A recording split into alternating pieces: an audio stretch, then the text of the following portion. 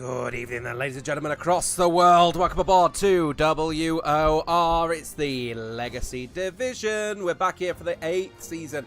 Now ahead of us for what is going to be a magnificent Monaco Grand Prix. Of course, our season starter taking place none other than at the night-time variant of this particular circuit. And joining me for this one, none other than Mr. Adam Roberts, who's, going to be doing an enjoyable experience here, hopefully a little bit better than what he experienced over the weekend against Hull City. The less said about that, the better, please, and that's no more on that. We'll talk about Barrow instead, who actually got a good draw. But either way, yes, good evening, everybody. It's good to be back. Welcome back to Legacy Division. Obviously, we had the qualifiers 3 weeks ago, but here we are, the start of the main season. New teams, different drivers, some new, some old, but we're ready and raring to go again, Jota. Yeah, it should be an absolute cracker of a race ahead of us. Just before we get going, a quick reminder of what we've got coming up throughout the season. Actually, might seem a little bit of a jump ahead, but I do want to quickly remind everyone that this is going to be a particularly long and typical 14 season. We wrap it all up at Christmas, for Christmas rather, in Saudi Arabia on December 16th. We are here at Monaco before we take a week break after what we think is going to be an intense race before we take a trip over to Italy, Canada and Abu Dhabi for our first set of events ahead of us. Of course, we took place at Miami just a few weeks ago for the qualifiers, and what intense qualifiers it was. And in the end, the 10 teams that qualified are not the 10 teams taking part because, of course, one dropped out. Indeed, yeah, which is a bit of a shame. Well, reasons, obviously, truth be told, obviously we found out, not long after the qualifiers themselves, but it means that obviously the technically 12th place team, but 11th place team from qualifying, they get to step up and get a second bite of the cherry even before the season starts. So if there's a right time to do it, it's before the whole thing starts itself. So obviously a little lucky, but you've now got to put your money where your mouth is, because this is where it all begins. And what a place to start under the night lights of Monaco. Arguably, if not the toughest track on the circuit. So everyone will be putting in the laps these last few weeks, and we'll see what everyone can show us. But look at the teams that we do have, though, Jota. It's and obviously the drivers that are here tonight. Who stands out? I mean, I think there seems to be a bit of a precedent amongst us commentators. Yeah, I mean, everyone's going to be featuring their best drivers for Monaco. It's you've got to have either your top drivers taking part, or it's going to be your Monaco merchants getting involved with this one here tonight as well. No surprises for GT10, our 12th seed team, taking place with Tony Riesch here tonight alongside Antoine, and keeping an eye out on other drivers out there on the field as well. Doesn't surprise me, Sergio for ET8. Doesn't surprise me, Leon for FVR. Doesn't surprise me that Kazizel and Jakita have been brought out for SCI here tonight as well. Our defending champions looking to take 5 in a row for this season as well, and also keep a very firm eye on TRT as well. They're a team that do historically reasonably well at Monaco, but for the rest of the season looking to try and capitalise and make a bit of a best place performance if they can help it. Indeed, yeah, I mean, but it's, well, like always said, it's a case of what these guys can all show us, but I'm sure they're looking forward to this. I'm just, we're not watching the streamers right now, but yeah, in terms of the drivers who don't have it, yeah, I think the majority of the teams have gone with their best drivers. Arguably with a couple of them, perhaps they might have kept some of them back for later on, but either way, you're pretty much seeing each team's top 2 drivers, or at least top, 2 of their top 3 drivers potentially represent them here tonight, because we know Monaco can bring madness and mayhem. I expect it. I'm sure it's going to be as well, Jota. Even what I'm seeing already, there already is a bit of madness. Yes, certainly, yes, indeed. As well, so ETA and Sergio at the moment as well, looking to try and head their way around the field as quickly as he can as we head up at the top of the hill. Just a quick reminder, folks, this is a short qualifier, so we're going to be heading all the way to the pole position here for this one, as well as he heads his way. He's down 300 to the second on his fastest lap so far is the current pole, so to 109.2. We've got a bit of a rear lock up and rotating the car in as much as he can. Sergio, they'll be going through down at Portier, down and it's not going to be critical here for ETA. They'll be coming off the back of one of their worst performances in WOR Legacy. They've been part of this tournament for 7 seasons now, would you believe? And it isn't their worst performance on paper, but it's disappointing the season 7. It certainly wasn't what they wanted, and finishing as low. We expect high, big things from ET8. Arguably, from 2 seasons ago they came runners up and so close to winning and taking the crown from SCI. But yeah, just last season, nothing really clicked for them whatsoever. So they're going to hope for, they had, as we discussed, I think, the end of last season, had to have a big talk and, regroup, regenerate, I guess you could say, with some new drivers, with and a lot of different things, obviously, coming onto this, point 2 of the game, as it were, with F126. And hopefully, for their sake, they can do or improve on their finishing position last year. And at least early precedent, so far, so good. What about 5 debutants in this particular tournament? Rodriga Esports in the Red Bull here, following the Alpines. That's where the FDR Campeonato cars now heading his way on the outside. One here from Kevin Zumberg as well. New team, new face in the Legacy division. One of, as I said, 5 teams taking part on their debuts here. What is the expectation then for the likes of QDR? 4th seed overall, some serious pace. Yeah, and my personal take, that's kind of where I get them to finish as well at the end of the season. I've seen a few of their drivers race in the, obviously WOR in the console tier, in tier 1, and I was impressed by what they could do and what they brought to the table, especially with Sasha. So I do expect good things as Fana Spinola just goes into P4 that I've just been watching, and so yeah, I expect some good performances. A win is not out of the equation, but I think podiums certainly are on the cards for them, and some good results throughout the entire season. But they've got to prove that to us. You can't just base it on 1 lap pace in qualifiers. We've got to do it in the races as well, and 39 laps around here is the toughest way to start. Yeah, certainly as well. Just keeping an eye out Kevin Zumberg. A couple of bashes into the wall for the man looking to try and impress for his new team as well. Just probably the left-hander. Yeah, Sharp retiring from this session here as well. And remember that this is not a full qualifying here. Oh, winning validation though for Kevin Zumberg. Not going to be particularly helpful for QDR. His teammate though, all the way down in P19. So a little bit down the order for the newbies as well. Yeah, a bit unsure about what TRT have done there. What's happened to Pierre Sharp? I don't see any yellow flags on circuit. Has he just retired from this qualifying session from the pit lane, despite the fact that there's going to be no more qualifying after this? No, there was a Ferrari stop to the exit of Casino Square, so I think he's hit the wall too hard. There was a brief yellow flag. His teammate is just coming through there now. Obviously, Pierre Sharp's car will no longer be there, but I think he's clattered the wall.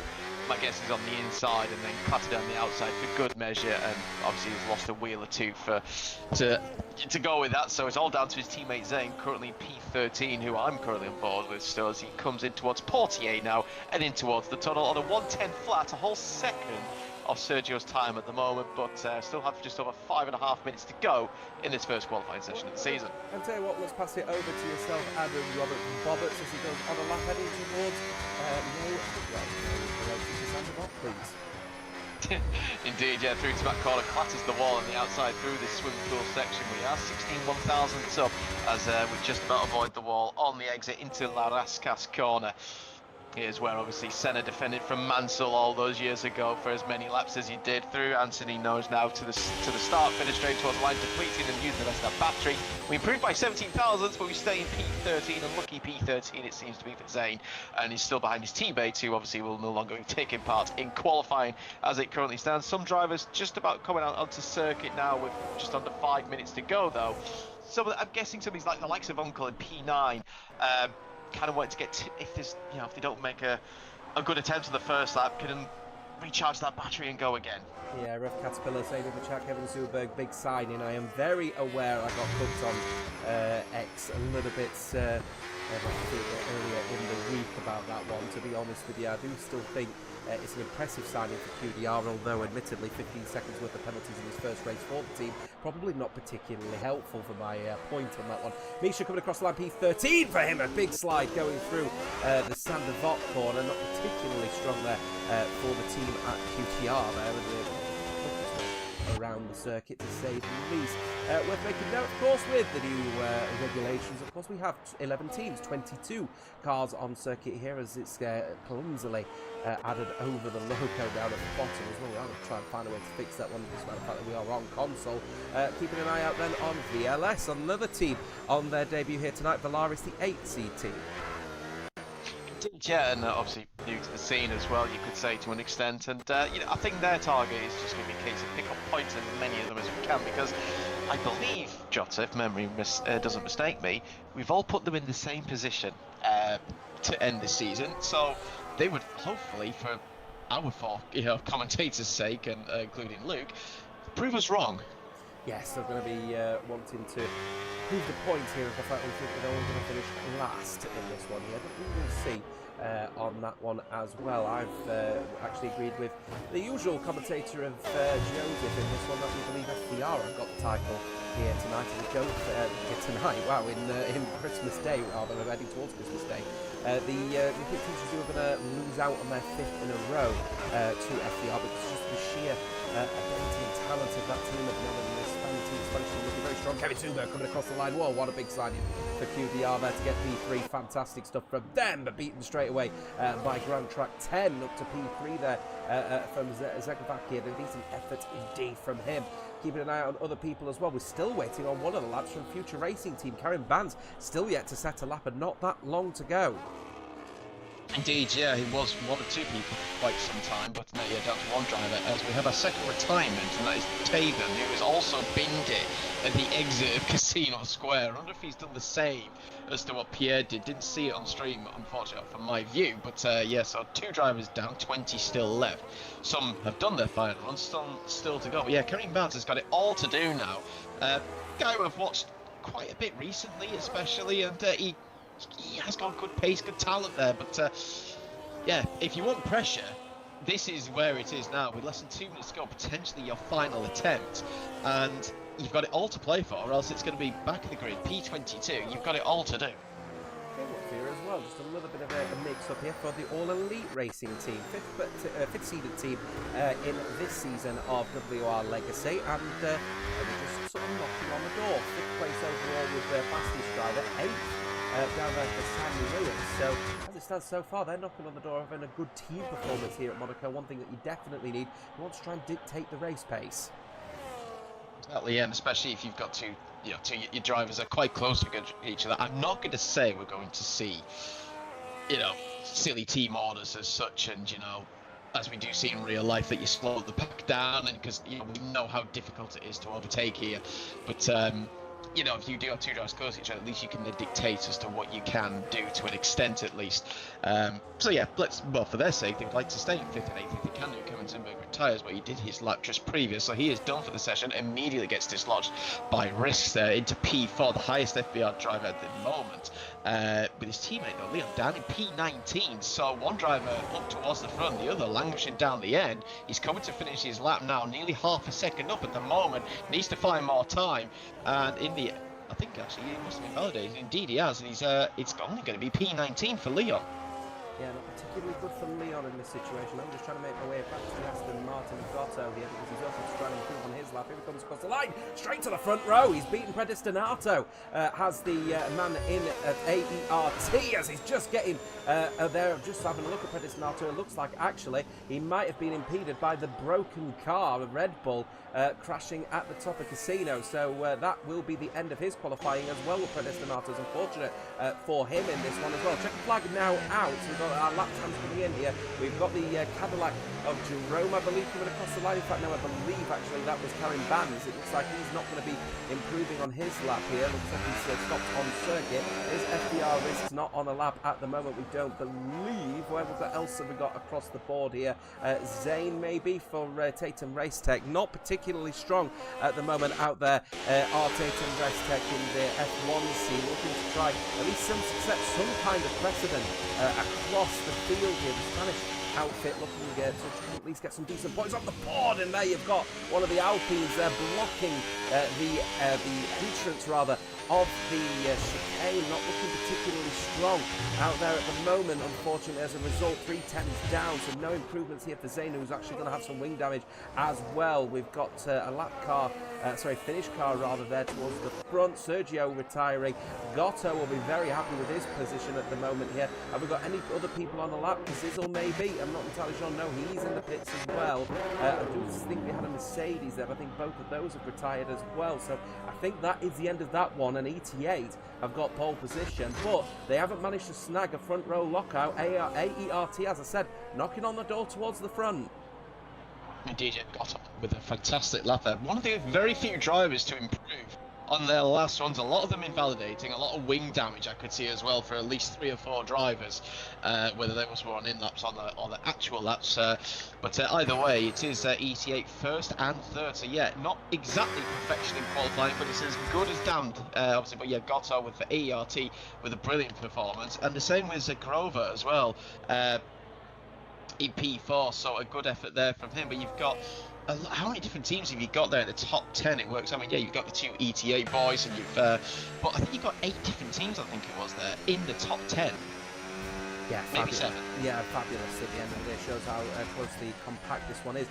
Plenty of drivers have elected to crash into the wall at the end of that session, but of course, with other people still starting or ending laps, could have resulted in impediment because the ghosting is off, so that could potentially be a problem. Either way, Sergio leading the way at the top step of this short qualifying session then, and he starts from pole for ET8. You've got there AERT on the front row, though. Predestinatos on the second row alongside GT10. FVR only up in P5 here. QDR happy with P6 with Kazizel. Shizusi to Igniters only in P7. Very good stuff. We'll be back in just a minute. Don't go away.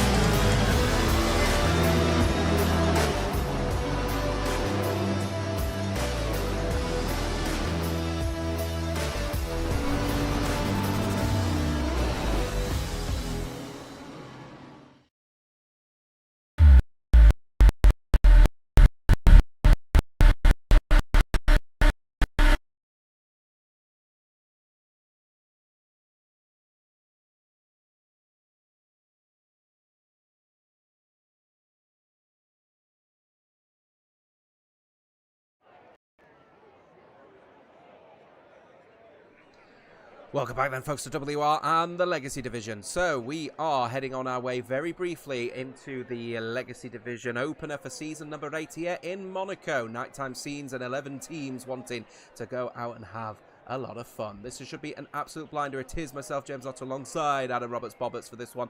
Early indications suggesting ETA on top, but they didn't manage to get the front row lockout they wanted. No, and a little bit of a controversy as well. Obviously, I think Pedestinato was blocked. Well, not blocked, but had a Red Bull that crashed at the exit of Casino Square, and unfortunately didn't ghost. And yeah, in the end, it meant that he lost his wing, and that was his final effort done. And obviously, in the end, Gotto gets ahead of him for AERT in P2, which is a great qualifying for them. But still, first and third is not terrible, and it does mean as well he will have the inside into the first corner. So if he gets a good start, gets a better start, he could at least easily take that back. But yeah, so far, first qualifying session, so good for ET8. Unlike the likes of FVR and SCI, languishing a little bit and not the best that they could have done with. Yeah, top spot for them was P7 for SCI, and they're going to have to do their best here because the drivers are on there and they're going to be getting themselves ready for this season opener. No more waiting. Let's go racing then here in Monaco. Sergio getting a really good start, actually, to be able to defend pretty quickly from the likes of Gotto, who can't get really past Predestinato, who's really struggling out there at the moment. Predestinato immediately getting attacked by the GT10 driver there of Zagrevac as he makes his way up towards Casino. In this particular event here, it looks like to me that Risk's doing a really decent job holding on to P5. Kevin Zuberg up in P6. We have got chops and changes in the midfield. We've got a spinner. It's one of the Cadillacs. Oh, it's a big accident involving Mulder as well. The IRT man not looking particularly strong, as it looks like we have lost down Jerome with major front wing damage after a spin out. Both Cadillacs have got major front wing damage, both of them missing both end plates. Not the best, not the start they would have wanted at all there. Not too sure how that came about. So either way, both Cadillacs, 21st and 22nd, missing front wings. I think it's the same as well with Mulder, but up towards the front. Kevin Zumberg and Fana Spinoda going hammer and tongs into the chicane. Kevin Zumberg gets ahead, I believe, of the Mercedes of Fana Spinoda, who I think himself might have a little bit of damage. I'm trying to see, and yes, he does major front wing damage actually on the BMW driver's car, now getting hassled by IRT's Callum. Also got a little bit of battle happening here between the likes of Kazizel and Misha, and actually Kazizel diving straight into the pit lane. Had enough of those particular ties. Maybe a new front wing also from McLaren, and it certainly is as well on this one. Not particularly good for that midfield. It wasn't as clean as people wanted. 14 positions lost for Kazizel, 9 for Jerome. Karim actually gaining 1 despite all of that one as well, and making a pretty poor start to the Monaco Grand Prix for the future racing team. Team notorious for their performance at Monaco, really starting to struggle with this one already. As it stands though, the front 5 all within really close proximity, but Sergio already gapping Gotto by over a second here. Won't matter about DRS, but certainly overtake mode going to fall in the favour of Sergio, but Gotto won't have it. Indeed, yeah, that's the perfect first lap for Sergio there, and yeah, it's good at qualifying that Gotto's had. Perhaps even at these very, very early stages, this is only lap 2 out of 39, that maybe he doesn't quite have the race pace compared to that racing bull in front of him. So, but it's still, like I said, very early stages, perhaps just trying to take his time to settle in a little bit. But even so, the gaps are appearing. Kevin Zumberg, he's all on his own. He's got nobody near him in front or behind. He's pulling away from Fana Spinoda, who I mentioned has that wing damage, but he decides to stay out because all he's going to do really is hold up basically the rest of the field all the way down to Kazizel, as Mulder with his wing damage now goes into the box there. So that's now the 4th driver, I believe, got in for wing damage and a change of tyre compound, probably going onto the hard tyres. Could arguably take him to the end if he's really, if he's a tyre whisperer. And they might catch up to this training. It could give them track position. You never know. You never know indeed. On board with Valaris Esports then down in P18 is the last of those people that haven't made that pit stop. What is going to happen for VLS then down at the back? They've got the opportunity to close up the gap, but you can see they're already starting to lose buckets of time to the likes of Zayn. So they're in a little stick of trouble at the moment, to say the least. Back towards the front there, what have we got? We have the top 5, 4 different teams at the moment as well. But as it stands, even with Predestinato's relatively poor start to this race, ETX still on for big points. Indeed, yeah. Obviously, he won't be happy. In fact, he's lost that position to Zagrova there, which was just down to the start aspect, and a great move there into the first corner. Callum though getting hassling the back of that Mercedes, sending it down the inside into the Rascals. A bit of contact, but I think all's fair in love and war between them. Fana Spinoda still trying to hang it around the outside of Manson. Still fucking tyres. We're touching the wall. Sam has got to be careful. He couldn't be involved in a plane crash here. Does Callum have the inside line for turn one? He does, but he can't get ahead of that Mercedes. Fantas Spinoda with some great defending, just about hangs on. Oh my goodness me, they're still battling it out here side by side. A great move down the inside down there from the IR team man, who manages to make his way up the field now, up to a respectable P7. Looks like the VMV man desperate though to try and get that move done, but look how close in proximity everyone is as well. And remember as well, in all of that one, AERT are in the mix, you've got QDR in the mix, and also keep an eye out there on none other than Tony Reich himself, down for GT10 in P11, looking to try and get the points that he can for the French outfit in a very lucky situation that they're even taking part in WR Legacy Division after the seat was very handily handed over to them from fastest stay true. Predestinato bouncing on the walls a little bit here and sensing a little bit of pressure now from the man behind in FVR. Indeed, yes, and well, what could Riss do at this particular point? He's got Kevin Zimmer's 1.2 seconds behind, doesn't have to worry about that Red Bull, but yeah, can he get closer to that Racing Bull? But I think they'll just seem to be filing single file stations here towards the front of the field. They're not really bothered by Sergio's 2-second lead. They're just trying to stick with one another. Now that Callum's got that move done, as Zane has now left. Could try and get him back in, but yeah, now that Callum's got ahead, he's pulling away from the Mercedes and Fantas Spinoda. But here comes Sam Lewis round the outside into the inside of Casinos. Didn't quite get alongside enough to get the move done, but Fantas Spinoda with his wing damage is struggling big time. Yeah, the AR team are trying his hardest to get around this Mercedes, this VMV Mercedes at the moment. It's not looking particularly comfortable out there as well, especially considering, look what's happening behind. You've got the likes of Misha and Uncle getting into their own little scrap for P10 in the end, electing just to hold station, but it's allowing TRT to close up the gap a little bit here with Pierre Sharp, the man looking to try and hold off any kind of attack and try and get some points on the board for TRT, a team they're maximising out of their 2 seasons P7, their first season rather in P7 in season 5. They return here hoping to try and get a little bit more than the P7 that they got last time. Yeah, certainly that's the aim, isn't it? Get quicker and quicker, get yourself up those the field even more. It's getting very, very, very tight. Look at this train from Fantas Spinoda all the way down to the Audi of Alamico there, and it's not even single file either. They're all trying to get a move done at each other. Here comes Sam for attempt number 2 in towards Massey. He's going to send it down the inside. It got squeezed there a bit by Fantas Spinoda, who is defending for his life, and he's going to be doing that right up until he decides to make that pit stop. But now Misha is trying to get a move done on the Aston Martin. Can he send it into the hairpin? He's trying, he's certainly trying into the hairpin. Sam's been caught out napping slightly. He's still got the inside though. He's going to take that back into Portier. It's only a one-line corner through there really, and he just holds on. He's a bit of a respite, would you believe? Yeah, I'm sorry, I'm coughing. We're trying to keep up with everything here. It's absolutely madness out here at the moment as well. A testament to potentially these new kind of cars as well, not just because of the regulations, but because naturally it's also a new challenge for all of these drivers. A completely new generation of Formula One car is proving to be a real problem for a lot of these drivers here as well. That's with Pierre Sharp just trying to keep off the back of this battle for P8 at the moment, P9 rather, sorry, as it looks like actually Fantas Spinoda's had enough. He needs to get that new front wing on the case, and that is what is happening for the VMV man.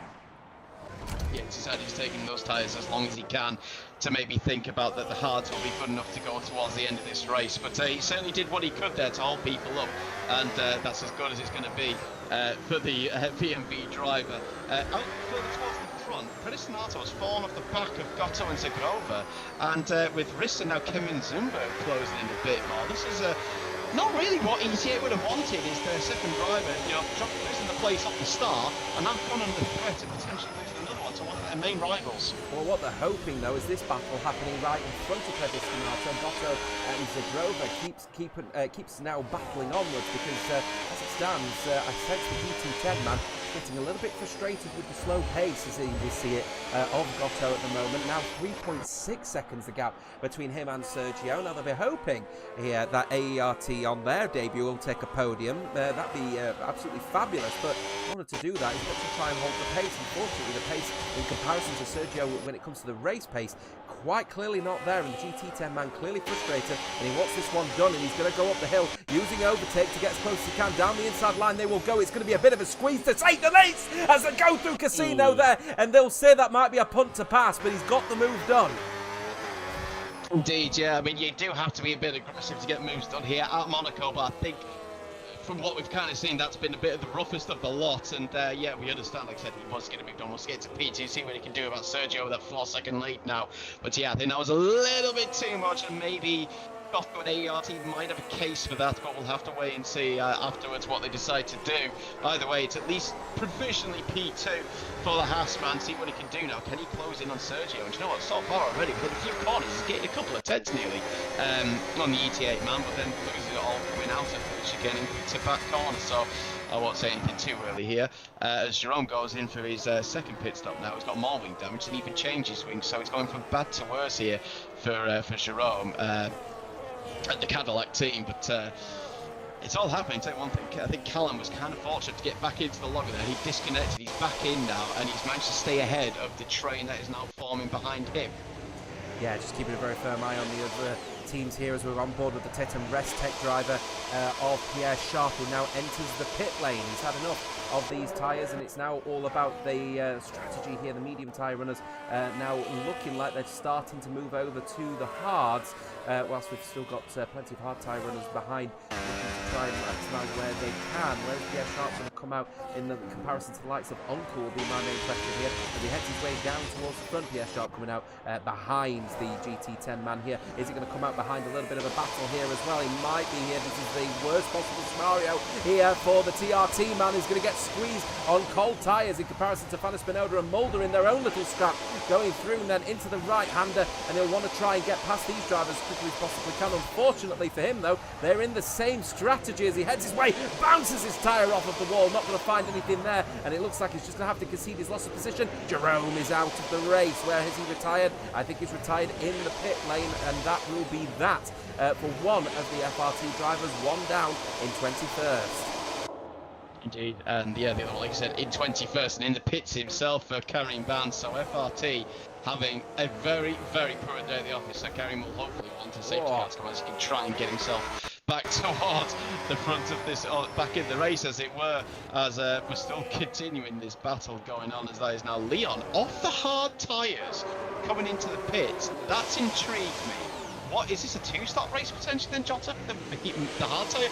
No, it's not. He's lost a lot of his wing. That's why. Yeah, so that will be purely to just get rid of the front wing on there as well. Really close battle with Pierre Sharp, IRT's Mulder and DMV's Nat Berry in this one here, but it looks like they're going to continue their battle as well, back on board with the DMV man actually here as he tries to go up the hill. Will the Vilvindi driver on their debut able to make some inroads here down that inside line? No move there available for the French outfit as they try to continue making their inroads where they can as well. Looking like there may be a little bit of a visualization glitch on Mulder's car. Yes, it looks like we're missing the entire nose cone, despite the fact that we've actually still got the front wing end plates on there. So very odd looking floating car there, unfortunately for Mulder, but he has got no damage, unlike the what it may look like.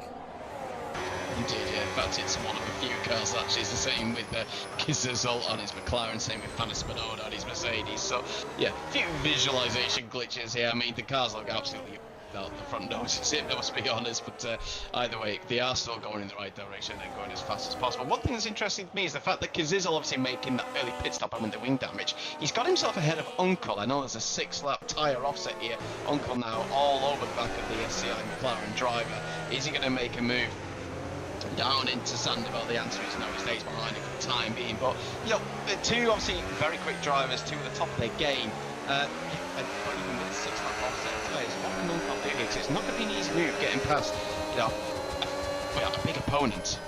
Yeah, I'm also keeping an eye on this battle here for P3 at the moment, because it's not just become a battle between two drivers, it's now become a battle between three, as FVR have managed to get risks up there as well. So Gotto is considerably slower in terms of race pace here for the All Elite Racing team, but they'll be hoping on their debut in WR Legacy Division that they can take that podium.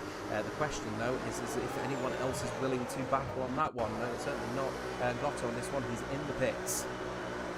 for that undercut wants to make sure that he can keep that position as best as he can. It's a case of where is he going to come out? My guess is he'll want to come out in a bit of clean air, somewhere behind the Audi of Alemko and ahead of Taven. That is probably where he's looking at to see as to, they said you come out in a little bit of clean air. The answer is that is exactly where he's going to be as he clears the wall there on the inside a little bit, or at least he did on my screen.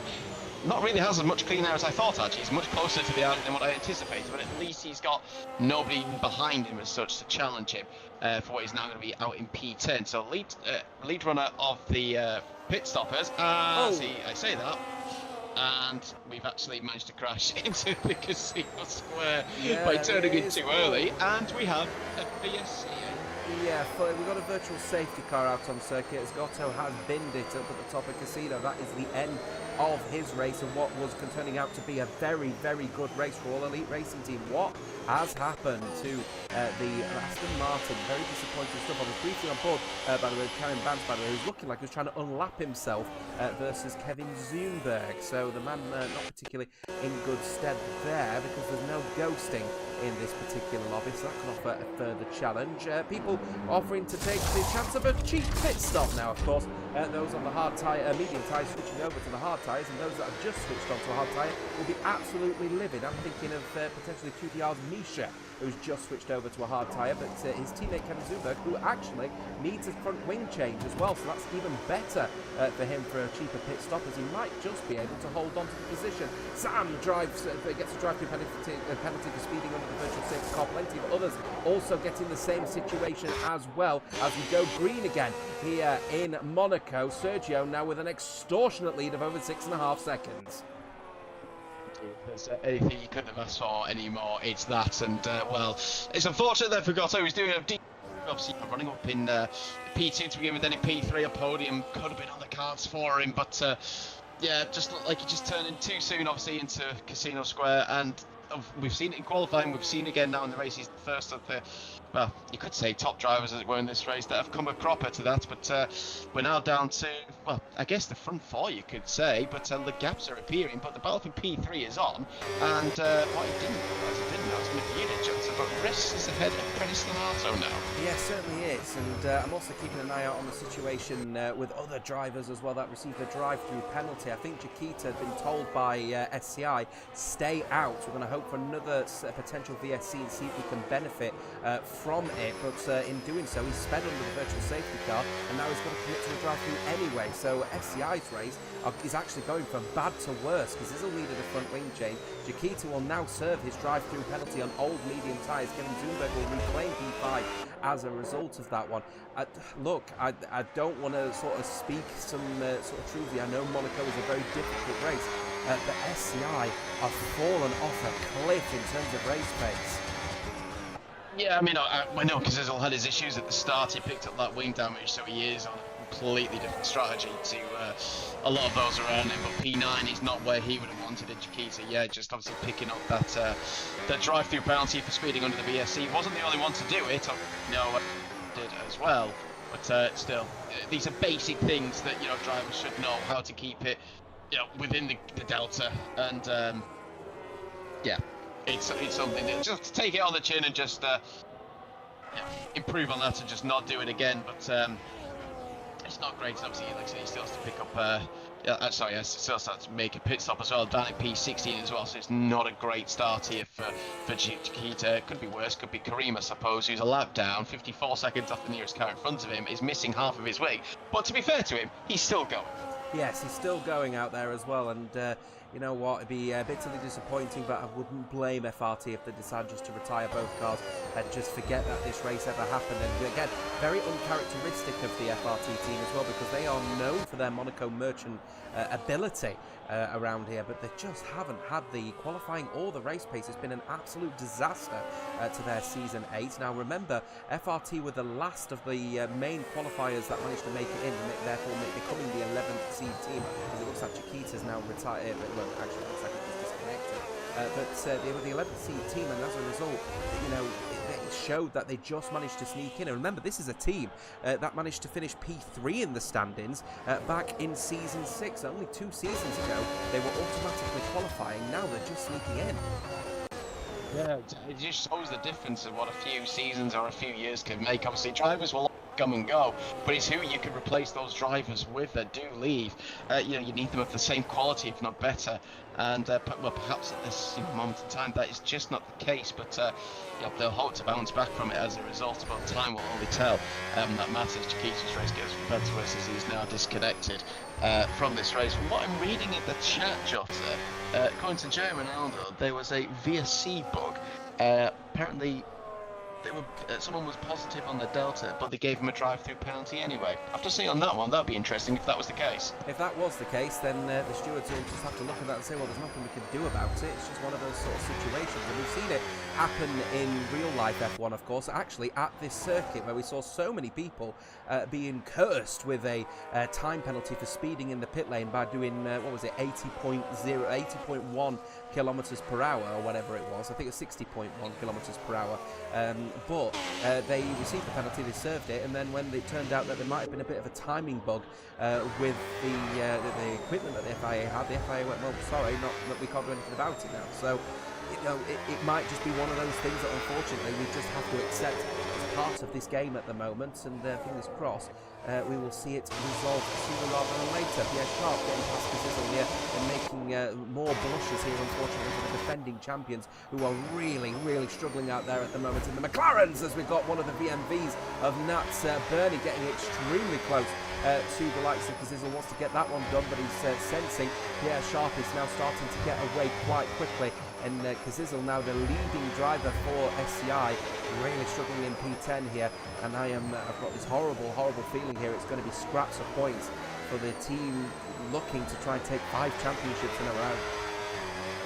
Indeed, yeah, and that's the difference, isn't it, between 6 to 7 low pressure tyres, as here comes Nat Berry trying to look into Sandoval, nothing really doing on this occasion, but he's going to have much better grips. Surely it's just a case of if rather than when. When rather than if, I should say, as to when this move is going to happen. He's so much more pace. You can see the difference coming up through Casino Square. Now down into Mirabeau. He's going to send it down the inside. Cazzizzle kind of squeezes in, but leaves enough room on the inside, but it's all clean into the hairpin. Surely the Mercedes of Nat Burney could just go right round the outside. Fabulous. Indeed, he does much better traction on the exit. That's textbook move here around Monaco. That's the VMB driving to the top 10 now.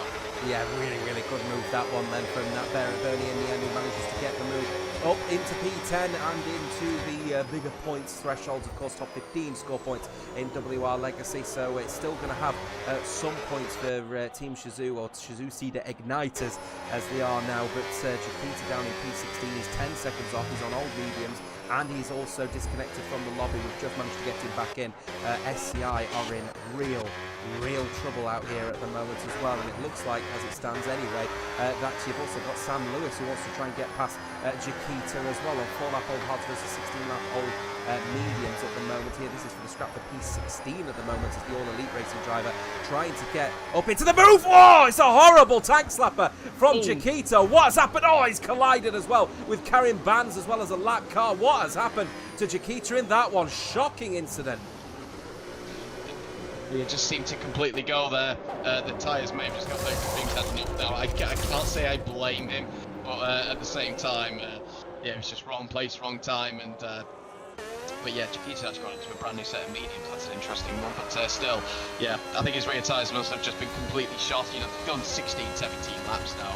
And yeah, they've called it a day at that point, and I think all grip just completely gone. But that is now Chiquita at the rear of the field, and with his teammate in P11. Like we said about SCA already, it's a bad day at the office. They need something to turn this race around if they can.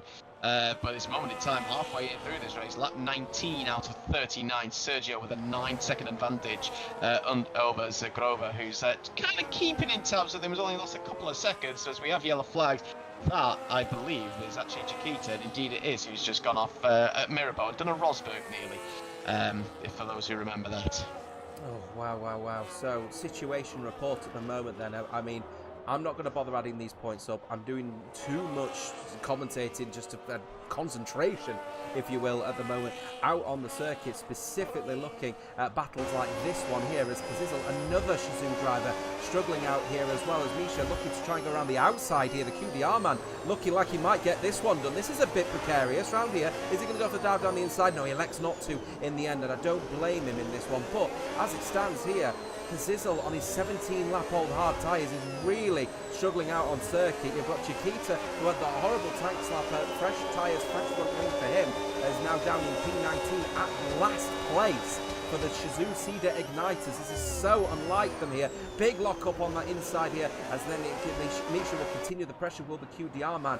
I am beyond shocked at the moment with just the general, I don't know what the right word for it is, just the general performance, I think, if you're just going to round it all off. For Team Shizou, the Shizou Cedar Igniters, the defending champions, and at the moment they're only going to be getting very, very little points. And as it stands, I just saw as well, Sergio has actually lapped Chiquita, a team that has been at the front foot, struggling to get championships because of Team Shizou. And on the first race of Season 8, they've lapped them. I think that was on anybody's bingo card list coming into this, as Chiquita just getting out of everybody's the way they're doing as he should do, with the blue flags waving. Can certainly teach Carlos Sainz a thing or two about that. Those who know a few races ago, but yeah. Nobody would have seen this coming. Yes, there's been incident. Yes, there've been, like, Chiquita's also had a lag out, and it's unfortunate circumstances as well as with Kazizel's front wing damage. But still, it's it's not the best of starts. And now that Misha's got ahead, Kazizel now down to P12. He's got now the likes of Leon and Mulder, all of which are all on fresher tyres. I mean, one lap pressure, but they're still fresher tyres.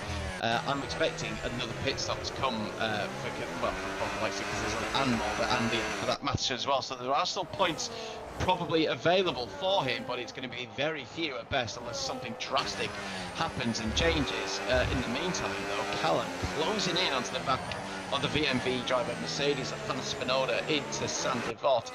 What is the battle for P7?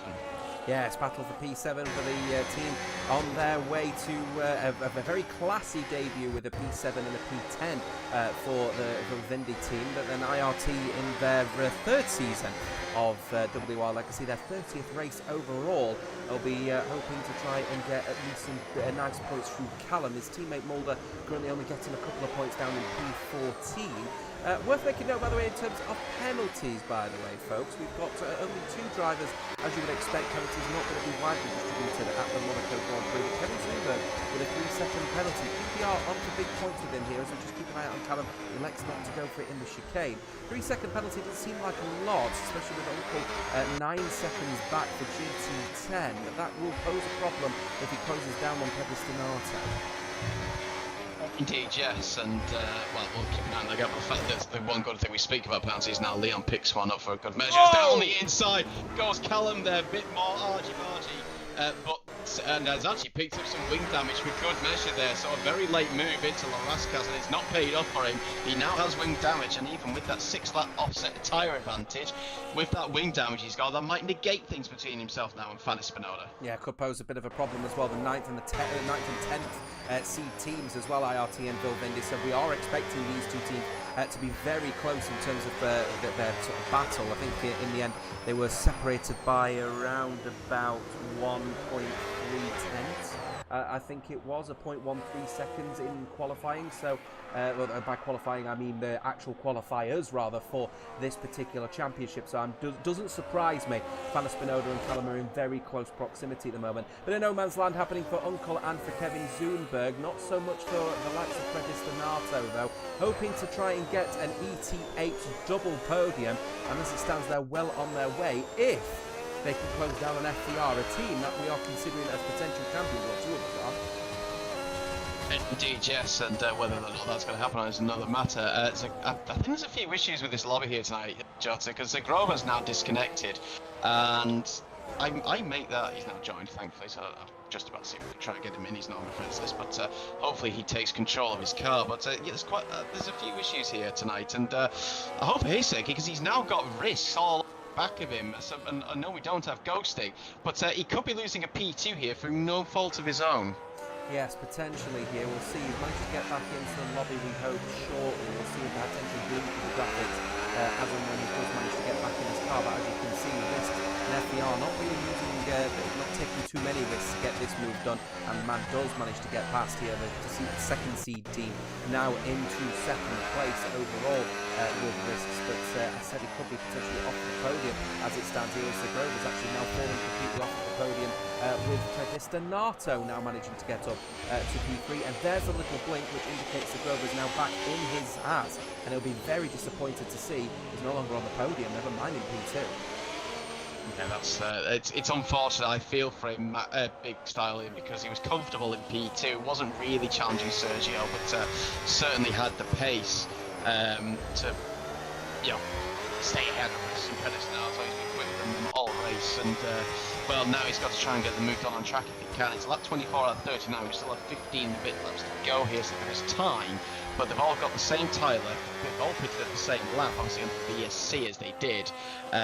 So it's a case of where can he make use of it and what can he do as a result of it. As Nab Burney for Vilvendi goes in for his second pit stop of the race onto another set of hard tyres to take him to the end. The same as Fernando Spinoza did the lap before as well. And did he make a front wing change? No, he didn't actually, because he didn't need to. So Vilvendi going for a bit of an undercut on those around them. Oh wow, Chiquita getting out of the way and letting Kevin Zumberg through the man in P5. It's just such a very, very odd sight to see SCI giving teams, giving positions up under blue flags. It's very, very odd to see. I must admit, given that as a Grover who's got a sense of anger as he goes straight into the wall, and it looks like actually Predestinato has got wing damage. He's hit the wall way too hard, and he's missing a right end plate. That's P2 all done and dusted. Has Segrova got a potential opportunity here to get a chance at potentially getting that podium back, because that wing damage is significant on the right. Yeah, that's a Predestinato. Yeah, there's a bit of a silly mistake there. But well, saying that as well, Segrova's got his wing damage of his own actually, so it may have done at the same time. I'm not too sure actually, but they've negated each other. So two drivers with wing damage just means now that FPR's with risks is who's still got his full wing, I believe, as I'm trying to have a look. Yes, he does. He's now got it a little bit more comfortable, actually, in that P2. Yes, he's 16 seconds behind Sergio. He's not challenging him, but he'll pull away from the two behind with their end plate damage. But what can Kevin Zumberg now do? He does have that penalty, but he does have a full front wing. He could take advantage of this. Yeah, Quadriga could be on a bit of a chance here to potentially get themselves a podium on their debut here tonight. One of 5 teams, I said, that are going to be getting that opportunity of a debut here as a result of their performances. Of course, FER Campionato, Quadriga, alongside All Elite Racing Team, Valaris and Vilvendi, all making their debuts here. And as it stands, we've had opportunities for a lot of these debutants to actually get a podium straight out of the blocks. And what an opportunity it is here for Kevin Zumberg, who is going to lap one of the Audis, one of the VLS drivers. I believe that one is on Monaco down in P18. Now, of course, he has got that 3-second penalty, but he's 13 seconds in front of GT10's uncle, Tony Reach, and he's got a tyre, he's got extra tyre life here around about 5 laps. So as a result, Kevin Zumberg actually still with even with the 3-second penalty, outside chance. I think it's less of an outside chance. I'd say he's more of a dark horse now at potentially getting a podium here. Indeed he is, and obviously since I last spoke about, obviously with the gap that it was, he's gained about 5 to 6 tenths in the space of just under a lap here. So yeah, the advantage at the moment is with him as Callum has crashed, and that is no full safety car. Full safety car is out. He has crashed going through there. Look at that horrible accident going through into the chicanes here, heading through towards the hairpin. That has brought the full safety car out, and what is a 20-second gap. Sergio very slow coming across the start finishing line here, and I'm wondering if he's kept it very slow here because, and there it is, he was actually in the pit lane. So he's now moving over to a medium tyre. Risks, on the other hand, is elected to stay out, so he will now join at the back of Sergio, but on a considerably older and harder compound of tyre. Predestinato has pitted.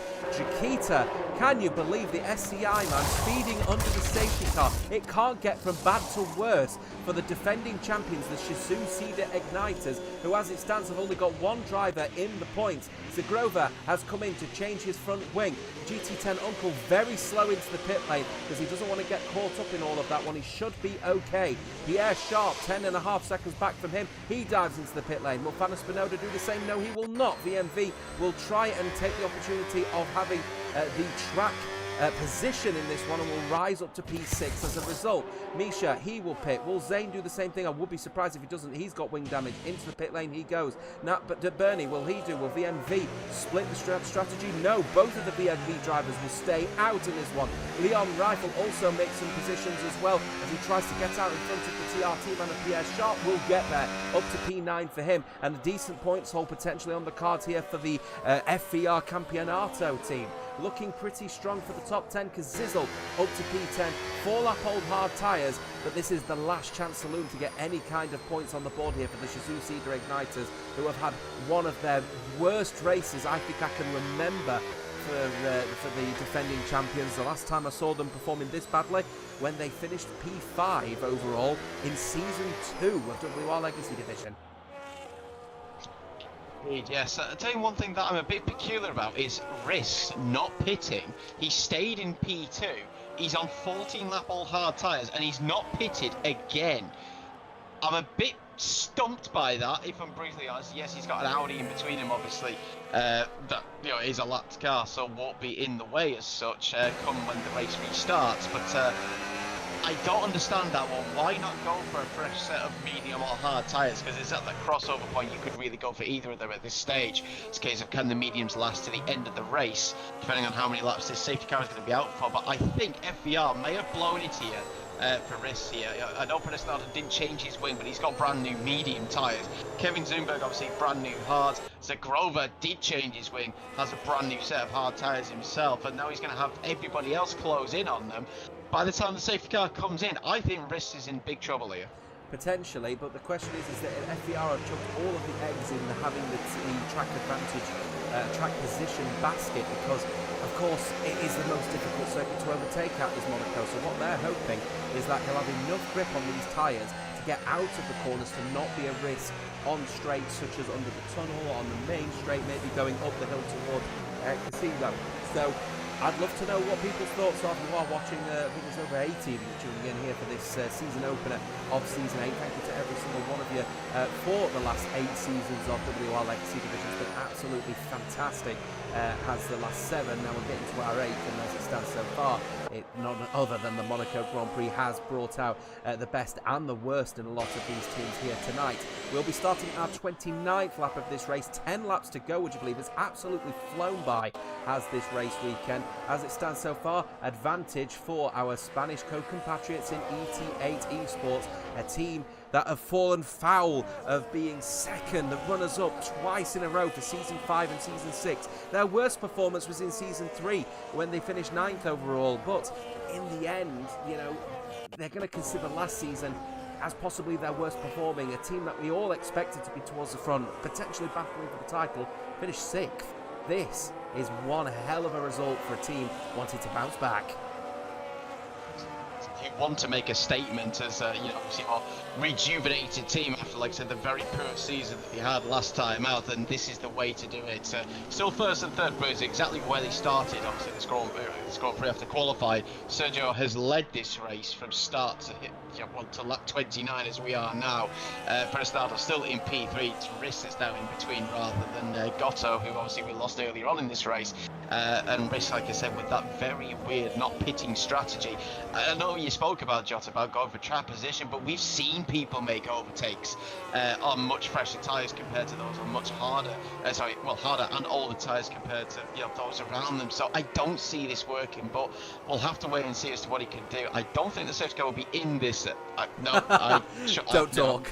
I'm just not going to say anything anymore, because as soon as I say that, there you go. Safety car is in at the end of this lap. It'll be 30 to 39, 10 racing laps here, and Sergio just to decide where does Does he go dear. somewhere out of Anthony knows, but obviously now the queues are going to start and some people could go into the back of other drivers. And there's potentially a further issue here. VLS and Valaris have got P17 man in P3 spot at the moment, so no lap cars will be allowed to overtake here. So we're just going to get straight on with this one here as we go green again here in Monaco. Sergio leads the way from Risk and Predestinato. Fair play to the Audi man, the Valaris man, getting out of the way and not getting involved in any of this racing here. It's allowed Predestinato to keep up in touching distance with the likes of Risk. Kevin Zunberg equally. Remember, he has a 3-second penalty as Kevin Zunberg, so this has potentially, that safety car's potentially caused him a really big headache.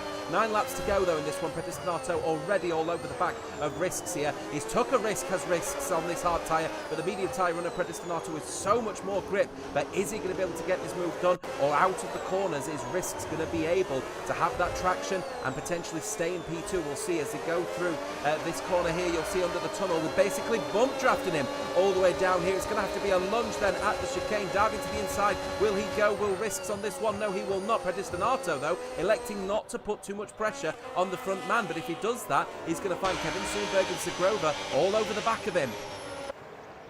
Well, you can just see how much more grip he's got, and even with this wing damage, it's just got, surely it's a matter of time. Look how much the Risk is struggling into Loras Casas. Obviously, if it's really just one line through there, but we have seen people try to make overtakes into Anthony Norris to start now to end lap 30, lap 31. Sergio's lead is 4.5 seconds, but round the outside into Sandoval goes Predestinato. Risk holds the inside line. Good defending there, but is there a cutback here for Predestinato? Yes, there is. Out of the corner. Better grip, better traction, much more speed. It's ET8 1-2. Now, what can Kevin Zunberg do? He needs to make a move on this Alpine as quickly as he can with that penalty if he wants a chance of a podium. Yeah, better positioning, better pizza, Papa John's. Absolutely brilliant stuff there from Predestinato. Gets the move up to P2 and now making it an ET8 1-2, which is just absolutely fabulous for the team that managed to finish in second place, as I said, as runners-up. Desperate runners-up in Season 5 and Season 6. Fell off a cliff in Season 7. And now they're going to be taking maximum points at the Monaco Grand Prix, unless this man, the QDR man of Kevin Zunberg, has got anything to say about it, as he tries to get past FDR Risks as quickly as he can. 8 laps to go. He'll do everything he can to defend this one, but on 18-lap-old hard tyres and aging rapidly now here for the FDR man, it's looking like this Risk has not quite paid off for the fastest team of the qualifiers, especially with GT10 breathing down the neck. They're on for big points here tonight as well, but Ivana Spinoda for VMV has found a little spot potentially going through. A great move that one, going through the Raskas as he gets his way up here. Caught Segrova completely napping. Indeed, that was a great fall off all the tyres as well. He just catches the Haas off guard there. It was a fantastic opportunistic move there from VMV's Ivana Spinoda, who gets into P5 now. What is potentially P4? Kevin Zunberg trying to go around the outside into Casino Square. Not really happening. Now Ivana Spinoda's going to be the inside into Mirabel. We 3 wide into Mirabel. We certainly are. Wheel bagging. It's just. Don't believe what I've just seen. Spinoda has got into P3. Kevin Zunberg now gets flat in the wall on the outside. Segrova now trying to go. Well, there's more damage, there's more contact, more wings flying, more damage here, there, and everywhere. But Ivana Spinoda is clear. Yeah, Ivana Spinoda is clear. What a dive, what a risk that was for Ivana Spinoda, and Vil Vendi are going to be on their way to their first podium on their debut here. Fantastic stuff from the French outfit. Segrova now will be hoping to try and get past Kevin Zunberg. I'm wondering who's got wing damage here. I'm not entirely sure, because after all of that one, people in the walls everywhere. Absolutely fabulous racing, to say the least, from these drivers here. Kevin Zunberg will do the best that he can to try and defend this one and try and potentially get on the back of Ivana Spinoda. But I tell you what, that confidence that Ivana Spinoda has got with the 4th place man with a time penalty for him on his name as well, it seems like to me that VMV are the favourites now for that final spot on the podium. Kevin, we've got potentially GT10's uncle and Matt Berry. We've got other people getting into here as well. What is happening around the field? We've got people losing positions left, right, centre. Risks has actually given up a bunch of positions here to let Leon through, and I'm wondering if he's going to try and be a mobile chicane here, but in doing so he's not positioned himself well at all, and now he's welcomed pressure from Pierre Sharp and Kazizel and potentially Misha as well. He tried to be a mobile chicane, he's absolutely bottled that as we've got a move potentially. No, it looks like a little bit of a tank slapper potentially from Misha, but then Misha will try his best to potentially get some moves on risk as quickly as he possibly can. Those 20-lap-old hard tyres, they paid the risk, they took a risk, it did not work. Kevin Zumberg getting in battle with Zagrovac as well. Looks like Zagrovac has managed to get the move done. GT10 up to P4 and P6, they'll be wanting P5 here, and this will be a massive points haul for Grand Track 10, and it's looking very much like here. Grand Track 10, a team, maximum position Grand Track 10 ever managed to get was P7 in Season 7. Last season, could be on their way to being second in the championship here. Indeed, it is early stages, but yeah, they certainly could be. But here comes Tony Reich now. Can he get a move down the inside on this Red Bull of Kevin Zumberg, who, if you go over, you can see Jota. His whole wing is near enough missing end plates and front flaps that have gone all together, and it's amazing how he's actually able to keep this car out of the walls, the amount of times it's been hitting them. But both he and Zagrova do have damage. What can Tony Reich do? Can he get on the inside into Mirabeau? He certainly can later on the race. He's just got much more grip, much more downforce, and it's 5th place for Tony Reich, and for GT10 is 4th and 5th on track. Certainly going to be their best result for well over a season. No, I'm just trying to keep an eye on all the battles that were happening as well. We had a beautiful battle involving Sam Lewis and Mulder down in P12 and 13. A rather risk, in that one. Very good move from Sam Lewis to get the over and over at Casino. Pierre Sharp looking to try and get as close as he can to Kazizel here. Chiquita's race is done, by the way. There's absolutely no way he's going to get any better than P18 as it stands. So it's all going to be all about Kazizel, and Kazizel is on possibly the worst set of tyres other than Leon at the moment out circuit, and of course Risk out there in that sort of battle in that midfield here. So as this race progresses, are those aged tyres going to be posed as a bit of a problem when he's battling with the likes of Pierre, Misha, maybe Mulder, maybe Sam Lewis? Quite possibly there, as I think we just had team orders from GT10, because Zagrova with his damage and Tony Reich with no damage is just going to let his teammate through there and see if he can chase after Fanny Spinoda on 4-lap fresher tyres for the final podium pay position. Lap 35 out of 39. Fanny Spinoda will do his damnedest to try and get a debut podium for Vilvendi if he can, but he's going to have one of the quickest drivers, Tony Reich, chasing him down. 2.4 seconds is the gap now, 2.3. That gap is going to come down corner by corner by corner, and maybe in a couple, 2 or 3 laps, could be a last lap of 2-lap shootout for that final podium paying position. This is a battle for between the 4th seed and the 9th seed teams out here. Quadriga Esports looking to try and defend this P6 through Kevin Zumberg with that major front wing damage could pose a bit of a problem, as we've got more battling happening. Kazizel now up to P8, and finally something to smile about for the Shizou Cedar Igniters in this one as well, with 12-lap-old hard tyres. Kevin Zumberg trying to hold off from VMV here. Important this actually for Vilvendi here, because if they can get up to P6, they're actually going to navigate the potential damage that comes from the points haul that GT10 have got. And I'm wondering actually, if my math works it out right, how close in the championship after round 1 GT10 and Vilvendi are going to be here. Remember, GT10 qualified as the fastest reserve team, so they're 12th seeds, and currently as it stands potentially going to be second in the championship. VMV 9th seeds might be on their way to second, maybe third in the championship. Absolutely fabulous from our, lower seed teams. Give me a break. Certainly give him a break, as that birdie there trying to have a little look down to Mirabeau there on Kevin Zumberg's very, very well wrenched and nearly destroyed Red Bull there, but nothing really happened on this occasion. This is just allowing Kazizel, Leon and Pierre Sharp to close in, and Misha for that matter as well. So Kevin's race might get a little bit worse, and bear in mind he still has that penalty as well, but so do the likes of Leon and Kazizel. It's a case of can they remove away to see. We're not spoken about him at all, but out in front, Sergio's lead is now 10.6 seconds over his teammate, and it's what has been pretty much a Sunday cruise drive for the ETA man. A Sunday cruise drive on Monaco, not really heard of, but it's certainly happened here tonight for him. 3 laps to go. As long as he keeps it out the wall, it's what has been a good victory here for ETA, and certainly what they needed. That gap between Fanny Spinoda and Tony Reich, though, down to 1.6 seconds, 3 to go. It's game on. Yeah, it certainly is game on indeed as well as this continues on between these two here. Looks like GT10 just hugging each other. If Uncle has got anything to go by, he's 1.5 behind Fanny Spinoda. Has he got the pace over the next couple of laps to potentially close down the gap? If they haven't, GT10 might give him the order to slow down and allow Zagrovac to have overtake.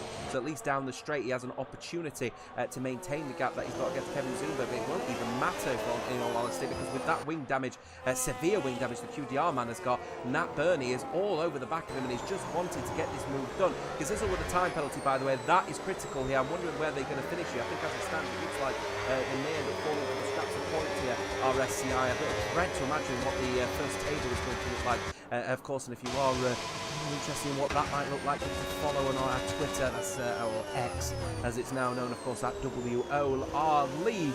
Misha Martin in P11, QDR man looking to try and get scraps of points off the back of Kevin Zumberg up in P6 rather, but the time penalty damage could potentially fall down. Lap 38 of 39 though, and we do have to just give at least some credit at the moment to the man in P1. Give the man some airtime. He's the only one that's really not had a race of any kind of drama, if we're perfectly honest with you.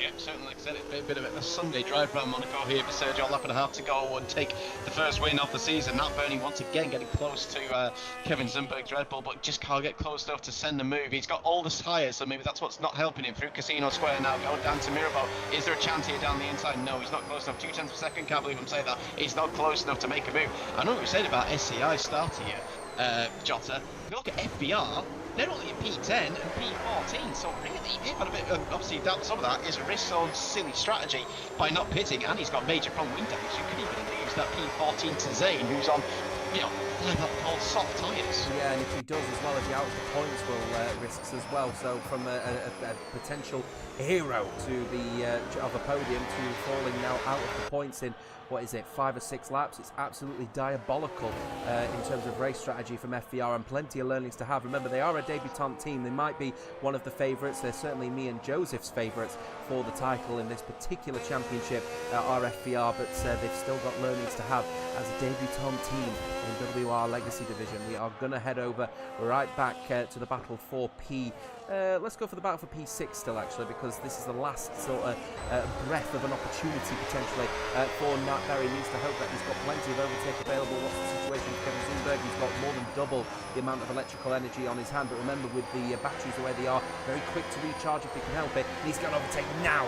Does the man, and Kevin Zumberg making a mistake again, hitting the wall, but Nat Bernie not able to get the move done, too late on the brakes, and actually he's inviting Kazizel into a battle here as well. There is a time penalty for Kazizel, tries to get the under and over at the hairpin, not going to work on this occasion, so they'll continue with this battle as that progresses onwards. It'll be interesting to see what happens. We'll keep an eye out though on Sergio, because he's now coming through the Rascas. He's over 13 seconds in front at the moment, is the ET8 man, but it's been an absolutely fantastic drive from ET8 from second place on 2 occasions, season 5 and season 6. They win here tonight on their debut in this Monaco for season number 8. Fantastic stuff indeed from ET8. They'll continue on, and Predestinato weaves in complete heroicism as he comes across the line to make it an ET8 1-2 across the line. Vanna Spinoda for P3, and Vilvende will get a podium on their debut here tonight. P4 and P5, very respectable indeed from the likes of GT10, and they'll get P6, will Vilvende as well, through the time penalty from Kevin Zumberg. Pierre Sharp for TRT,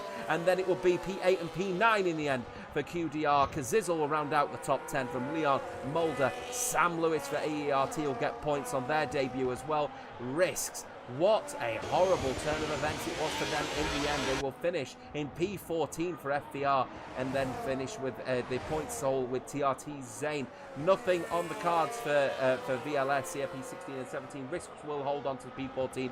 He's left the session, I think, out of pure frustration, and no one would blame him on that one. And SCI will wrap out the P18 spot. Very unlike our defending champions. Are going to be well off the mark going into round 2 in a couple of weeks, but it's all going to be about ET8. They get a double podium, and never mind a double podium, a 1-2 finish. Certainly what the doctor would have ordered for ET8. Like I said, what a bounce back. That is the way to do it. And around Monaco, I mean, Sergio was just in complete control of that entire race. Predestinato had a bit of work to do. Got a little lucky perhaps with safety car and the VSC aspect. But the thing is, even with that damage, he made the move when he needed to, and he kept out of trouble. And, well, it's P2, and you can't ask for much more. And, yeah, even though he's well behind his teammate, a 1-2 is all they need. They don't care what the distance is between them. It's maximum points pretty much for ET8. what a perfect start to their season. Yeah, 117 of you at one point tuning in. Thank you for all your support to see these two drivers, this team ET8, come out with the maximum points that they need, potentially here with the fastest lap as well. Sergio and Predestinato at the top. Well done, Verde on their debut here. They've managed to get VMV a podium as well. GT10 4th and 5th from VMV, 6th and Pierre Sharp 7th, Kevin Zumberg 8th, Misha Kazizel rounding out the top 10 from Leon Mulder, Sam Lewis, Sane and Nathan rounding out the final podium position, final positions for points. That is it for this particular race event. As always, Monaco round 1 for WR Legacy Division always brings out the best and the worst in our drivers. It certainly does. It's tight walls, narrow streets. Like you said, some relish in it, some thrive in it, some unfortunately just can't quite hack it. And we certainly saw a bit of everything here tonight, and certainly ET8 and Sergio in particular thrive around the streets of Monaco under the lights. They certainly do indeed. So where are we at next week? Nowhere. We take a break. We need a break after that one, don't we? So September 1, we are just going to have a little bit of a breather, but then we are back next Tuesday, in 2 weeks' time for Tuesday on September 8th for the Italian Grand Prix. It's the first of the many sprint races that we've got in this championship, and then we head over to Canada and Abu Dhabi to round out our first 4 races in this stint. Excuse me. Our next 5 races after that one, rather. Great Britain, China, another sprint race, Qatar, Spain, and Sao Paulo, Brazil, our third of our sprint races. And then our final sprint race in Mexico on December 8th. Before that, though, we have, of course, Japan, United States, Australia, and then the Saudi Arabian Grand Prix to round it all off on December 15th, heading into our winter break. That is it then, Adam, mate. What a race that one was. That's to be expected. Yeah, we know what to expect with Monaco. Like we said, perhaps the only thing that was missing was perhaps if we had a bit of rain, but we didn't need that. There was plenty of action up and down the field. Heroic moments, unfortunate moments, 0 to 0 moments. We are in risks, I'm afraid to say there. But yeah, still, the team that will be most happy out of that is certainly going to be ET8. They are going to be smiling for the next 2 weeks before we return, like I said, after break week for Italy. Yes, they certainly are. P2 overall is their best result in Season 5 and Season 6. They've just missed out on the title.